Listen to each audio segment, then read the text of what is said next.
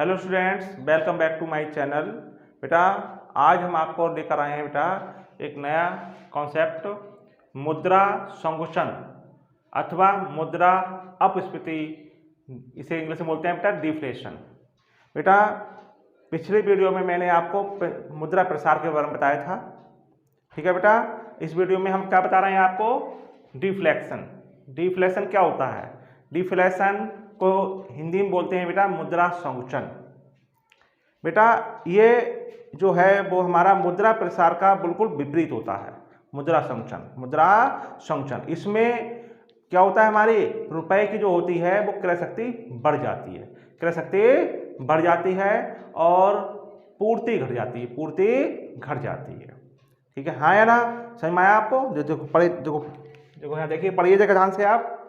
मुद्रा संकुचन का अर्थ मुद्रा प्रसार के ठीक विपरीत होता है। क्या बताया? देखो, मुद्रा संकुचन का अर्थ मुद्रा प्रसार के ठीक विपरीत होता है। इसमें वस्तुओं के मूल्य में कमी होती है, वस्तुओं के मूल्य में कमी होती है तथा मुद्रा का मूल्य बढ़ जाता है।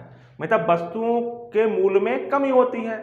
जब वस्तु के मूल्य में कमी होगी तो क्या होगा, परचेजिंग पावर बढ़ जाएगी, रुपए की परचेजिंग पावर बढ़ जाएगी और मुद्रा का मूल्य बढ़ जाता है, मुद्रा का मूल्य बढ़ जाता है। क्लियर? दूसरे भाषा में बोला है बेटा, जब देश में किसी समय मुद्रा की पूर्ति उसकी मांग से कम हो जाती है, पूर्ति मांग से कम, मांग अधिक होगी और पूर्ति कम होगी, तब उसे मुद्रा संकुचन कहते हैं। क्लियर हुआ नहीं हुआ? समझ में आ गया आपको? मतलब क्या होता है मुद्रा संकुचन में? पहले अर्थ में ये होता है जिसमें वस्तु के मूल्य में कमी होती है और मुद्रा का मूल्य बढ़ जाता है, अर्थात मुद्रा की जो परचेजिंग पावर है वो इंक्रीज हो जाती है। फॉर एग्जाम्पल, अब देखिए, फॉर एग्जाम्पल था बेटा, देखो पिछले वीडियो मैंने बताया था कि 1 किलो अनार कितने मिला था? 100 रुपये में। वहाँ उसकी कीमत बढ़ गई, वहाँ उसका रेट बढ़ गए थे। अब इसमें क्या होगा बेटा, मुद्रा संकुचन में 1 किलो अनार 100 रुपये में मिलता है। अब यहाँ पर 1 किलो अनार कितने मिलेगा हमें? 80 रुपये में मिल रहा है, 80 रुपये में मिल रहा है। तो क्या हो रही है बेटा, मुद्रा की जो क्रय शक्ति है वो बढ़ रही है। क्लियर नहीं क्लियर? क्रय शक्ति तो बढ़ती है परंतु मुद्रा की पूर्ति मांग से कम रहती है, मांग से कम रहती है। क्लियर? अब आप देखेंगे मुद्रा संकुचन की दशाएं, मतलब किन दशाओं में मुद्रा संकुचन होता है, किन दशाओं में कहेंगे कि मुद्रा संकुचन है। क्लियर? तो देखिए पहला पॉइंट देखिए आप, क्या कर रहा है, मुद्रा की मात्रा घट जाए, मुद्रा की मात्रा घट जाए, मुद्रा की मात्रा घट जाए परंतु उत्पादन की मात्रा स्थिर रहे।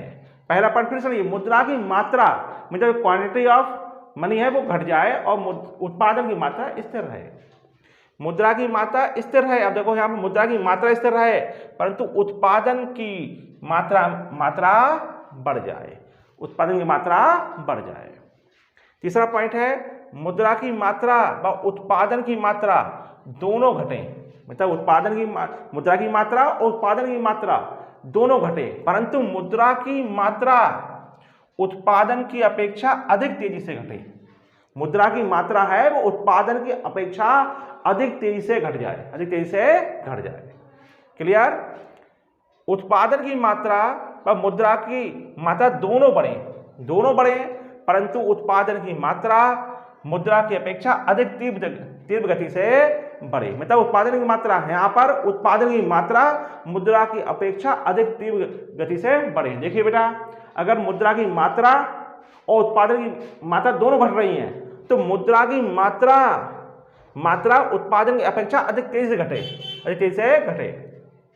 यहाँ पर देखिए बेटा, फोर्थ पॉइंट में मुद्रा की मात्रा और उत्पादन की मात्रा व मुद्रा की मात्रा दोनों बढ़ रहे हैं परंतु उत्पादन की मात्रा मुद्रा की अपेक्षा अधिक तीव्र गति से बढ़े। फिफ्थ पॉइंट है, उत्पादन की मात्रा बढ़ जाए और मुद्रा की मात्रा घट जाए। तो उत्पादन की मात्रा बढ़ जाए और मुद्रा की मात्रा घट जाए। तो बेटा ये दशाएं हैं, इन दशाओं में मुद्रा संकुचन होता है। ये दशाएं घटित होंगी तो मुद्रा संकुचन होगा, अन्यथा नहीं होगा। क्लियर? बी पॉइंट देखिए, मुद्रा संकुचन के लक्षण। मुद्रा संरक्षण के लक्षण बेटा पहले देखेंगे, पहला पॉइंट देखेंगे, मुद्रा का परिमाण कम हो जाता है। यहाँ परिमाण होता है मात्रा, तो मुद्रा की मात्रा कम हो जाती है जिससे मुद्रा की क्रय शक्ति बढ़ जाती है, बढ़ जाती है। दूसरा पॉइंट है वस्तुओं और सेवाओं के मूल्य घट जाते हैं। बेटा वस्तुओं और सेवाओं के मूल्य घटेंगे तभी तो क्रय शक्ति बढ़ेगी, मुद्रा क्रय शक्ति बढ़ेगी बेटा। और देश में बेरोजगारी फैल जाती है। बेटा यहाँ पे बेरोजगारी, अब देखो बेटा जब मुद्रा प्रसार था तो वहाँ क्या था बेटा, वहाँ बेरोजगारी नहीं थी, पूर्ण रोजगार था। यहाँ पे क्या है, देश में बेरोजगारी फैल जाती है क्योंकि बेटा उद्योग धंधे बंद होने लगते हैं, मंदी आ जाती है, उद्योग धंधे बंद होने लगते हैं, फेल हो जाते हैं, इसलिए बेरोजगारी फैल जाती है। उद्योग धंधों में मतलब शिथिलता आ जाती है। क्या आ जाती है बेटा, शिथिलता हो जाती है, मतलब उनमें कोई प्रोग्रेस नहीं होती है, उद्योग धंधे बंद होने लगते हैं। क्लियर? तो उद्योग धंधों में मतलब शिथिलता आ जाती है। पांचवा पॉइंट है, चारों ओर निराशाजनक वातावरण दिखाई देता है। तो बेटा ये है मुद्रा संरक्षण के लक्षण। एक बार फिर परिभाषित कर लीजिए, क्या होता है बेटा, मुद्रा का परिमाण कम हो जाता है जिससे मुद्रा की क्रय शक्ति बढ़ जाती है। दूसरा पॉइंट है वस्तुओं और सेवाओं के मूल्य घट जाते हैं, देश में बेरोजगारी फैल जाती है, उद्योग धंधों में शिथिलता आ जाती है, चारों ओर निराशाजनक वातावरण दिखाई देता है। क्लियर? तो ये थे मुद्रा के लक्षण। अब देखिए बेटा अगला पॉइंट देखिए, मुद्रा संरक्षण के प्रभाव। प्रभाव कहते हैं इफेक्ट्स ऑफ डिफ्लेशन। तो देखो बेटा, व्यापारी व उत्पादन वर्ग पर प्रभाव, व्यापारी व उत्पादक वर्ग पर प्रभाव। ठीक है बेटा, व्यापारी व उत्पादक वर्ग पर क्या प्रभाव पड़ता है, इस कारण देखिए बेटा क्या होता है। देखिए बेटा, मुद्रा संरक्षण के समय इस वर्ग को हानि होती है, किसको, व्यापारी व उत्पादक वर्ग को हानि होती है। व्यापार चक्र क्या होता है, मंद पड़ जाता है, वस्तुओं व सेवाओं के मूल्य घट जाते हैं, उत्पादित माल सस्ता हो जाता है। अब भाई उत्पादित माल सस्ता हो जाता है तो बेटा लागत तो बड़ी रहती है, लागत अधिक आती है, और बेटा उत्पादित माल सस्ता हो जाता है, उत्पादन वर्ग का लाभ घट जाता है और उन्हें बेटा हानि होने लगती है, क्योंकि यहाँ पे उनके माल की मांग घट जा। मुद्रा संरक्षण में क्या होता है बेटा, ये मुद्रा की पूर्ति कम होती है, मुद्रा की पूर्ति जब लोगों के पास पैसा ही नहीं होगा तो वो क्या होगा, उनकी मांग में कमी नहीं आएगी, उनकी मांग में कमी आएगी। इससे क्या होता है बेटा, व्यापारी व उत्पादक वर्ग को क्या होता है बेटा, हानि होती है, और वह धीरे धीरे बेटा उनके क्या होते हैं, व्यापार में मंदी आ जाती है, व्यापार में मंदी हो जाती है और उनको उद्योग धंधे बंद होने लगते हैं। ठीक है बेटा। दूसरा पॉइंट देखिए, विनियोगी वर्ग पर प्रभाव। बेटा विनियोगी दो प्रकार के होते हैं, एक निश्चित आय प्राप्त करने वाले और एक अनिश्चित आय प्राप्त करने वाले। तो बेटा देखिए, जो निश्चित आय प्राप्त करने वाले होते हैं तो उन्हें मुद्रा संरक्षण जब होता है तो उनको क्या होता है बेटा, लाभ होता है, और जो अनुचित आय चाहते हैं बेटा उनको मुद्रा संरक्षण जब होता है तो उनको बेटा हानि होती है, क्योंकि मंदी के समय उद्योग व व्यवसायों के लाभ कम होने के कारण उनकी आय घट जाती है। समझ में आ गया बेटा। श्रमिक वर्ग पर प्रभाव।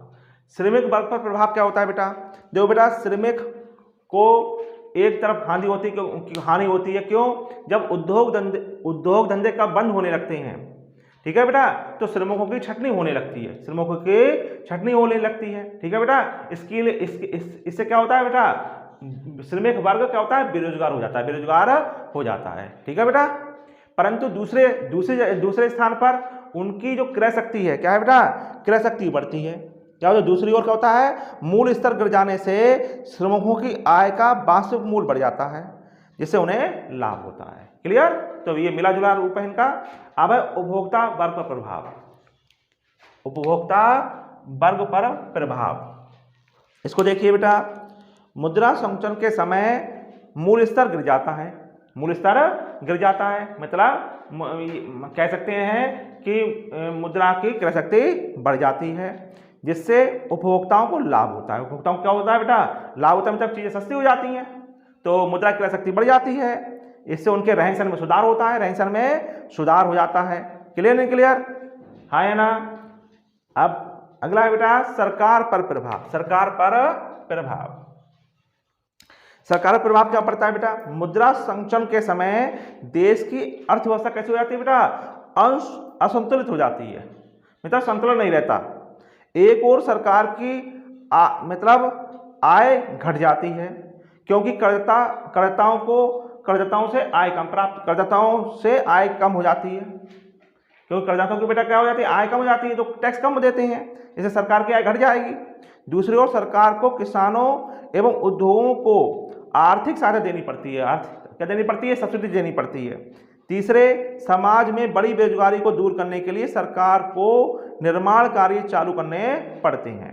इन सबका सामूहिक प्रभाव ये होता है कि सरकार का आर्थिक ढांचा अस्त व्यस्त हो जाता है, अस्त व्यस्त हो जाता है। तो इसका मतलब है मुद्रा संचलन से सरकार पर कैसा प्रभाव पड़ता है? विपरीत प्रभाव पड़ता है, विपरीत प्रभाव पड़ता है।